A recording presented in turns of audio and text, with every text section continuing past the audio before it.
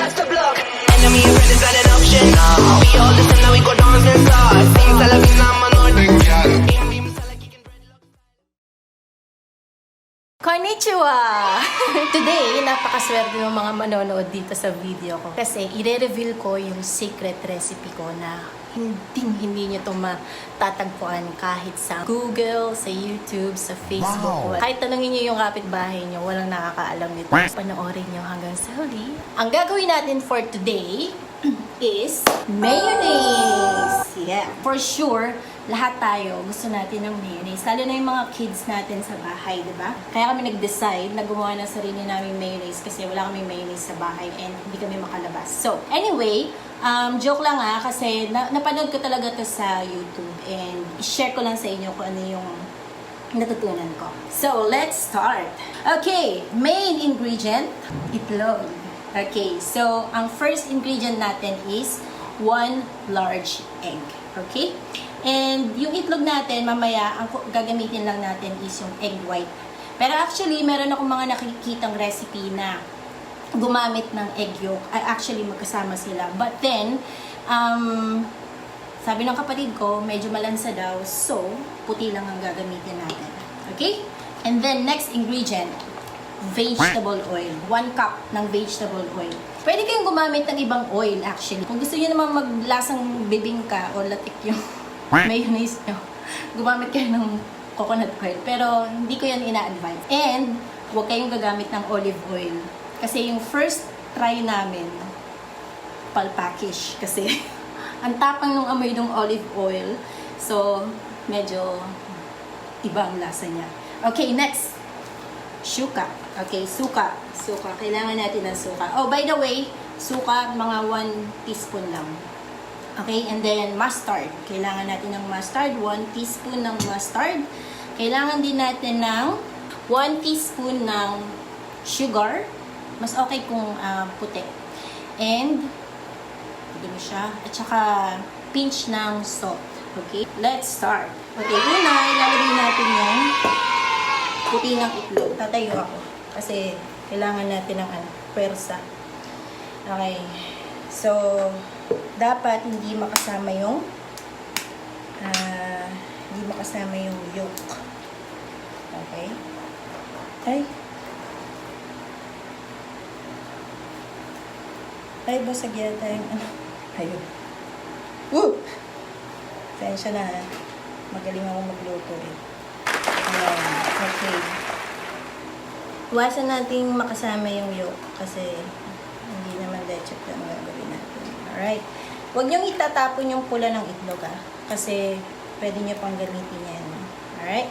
Next ingredient ay jangyun. Paabot po ng pamunas ng kamay. Next ingredient natin is the vegetable oil. Lagyan natin. Alright. Tadan! Okay, so by the way, mapuputol na yung video ko kasi wala tayong battery. Magpapalit lang ako ng battery. A few moments later. I'm back! Nilagay natin kanina yung vegetable oil at saka yung egg white. Alright? Halatang di ba rin magluto yun. Next ingredient, 1 teaspoon ng white sugar. Okay? Dun sa napanood kong video, actually, ang ginamit niya, 1 tablespoon. Dahil diet tayo at ayaw natin magkasakit, 1 teaspoon lang. Pero kung depende kung gusto niyo na mas matamis, then you can adjust yung mga nilalagay natin. Okay? And then next is pinch of salt. Yan. Ang ginamit natin ay rock salt. Yan, table salt. Ganyan ang pinch. Kundi pa. Okay. Yan. And then, 1 teaspoon ng vinegar. Okay? Vinegar. Yan. Okay. Magpo-cooking show tayo. Yes. And last ingredient ay ang mustard. Half lang daw. Sorry. Half teaspoon. Kasi yung iba ayaw ng lasa ng mustard. Okay? So, okay. So, tumalsik. Yan. Alright. Magic. Okay. Ang gagamitin nating weapon for today is the handheld mixer. Okay. Kung meron kayong mga food processor, meron kayong blender, hindi yata pwede yun. Kasi meron na nag-try niyan, iba yung naging result. So, tadan! So, nandyan na lahat, diba?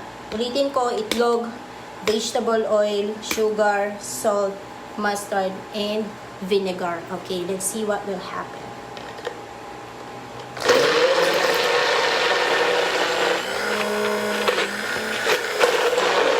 Kita nyo, nagtatransfer na siya. Alat na.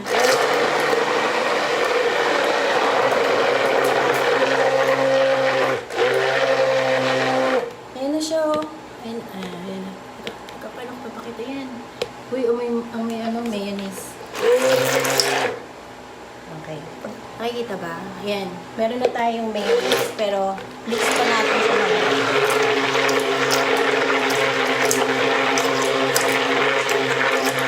This is amazing, no? Kasi halos lahat ng ingredients meron tayo ito. Siguro yung mustard lang.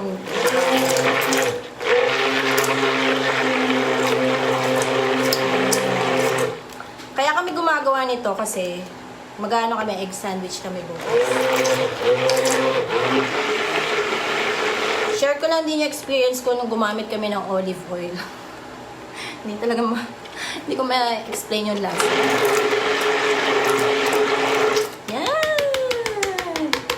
Okay na. Tada! Ayan, meron na tayong mayonnaise. Nakikita niyo? Diba? Meron na tayong mayonnaise. So, hindi ko na siya isasalin. Then, pakita ko na naman yan. So, ganito karami yung magagawa niya. Actually, marami to. Mukha lang konti. Tikman natin kung anong magiging lasa. Alright. Perfect! Ang sarap. Pero actually, pwede pa natin itong dagdagan ng konting-konting asin lang. Ayan, ang ating finished product. Diba? Sabihin nyo kung di yan mayonnaise. Actually, tinikman ko na to. Perfect. Okay, hindi ako nagbubuhat ng bangko. Pero perfect siya. So, tuwan-tuwa na naman yung mga kasama ko sa bahay. Dahil lafang mode, mamaya. Okay, so, ito, perfect to sa, alam niyo na yun, mga french fries, chicken sandwich, egg sandwich, and this is very cheap, okay? Kasi, actually, lahat ng mga ingredients nasa bahay, paulit-ulit ako, sinasabi ko yan. And, matutuwa yung mga, yung mga kids ninyo. At saka, alam niyo ba kung gaano kamahal ang mayonnaise sa supermarket? Pag bumibili ko, almost 100 ba? Diba? Almost 100 na yata yung yung mayonnaise. But this one, imagine magkano itlog? 7 pesos. 1 cup lang ng mantika, may konting asin, asin at saka asukal. Meron ka ng mayonnaise. Okay. So, perfect. Guys, subscribe and follow my, like and, hindi ko subscribe, tsaka yung may bell button daw. Okay, so next time, tuturuan ko pa kayo ng mga hindi po ako, hindi ako professional cook or chef or whatever. Ito lang yung mga, mahilig lang talaga ako manood ng mga how-to dyan sa YouTube. And it's very, very helpful kasi ngayon, marami tayong ways para matuto, diba? So, gawin natin tong itong ating home quarantine na matuto tayo ng something, okay? Alright, so that's it. Ayan na yung aking secret na hindi na secret. Mayonnaise. Bye, guys!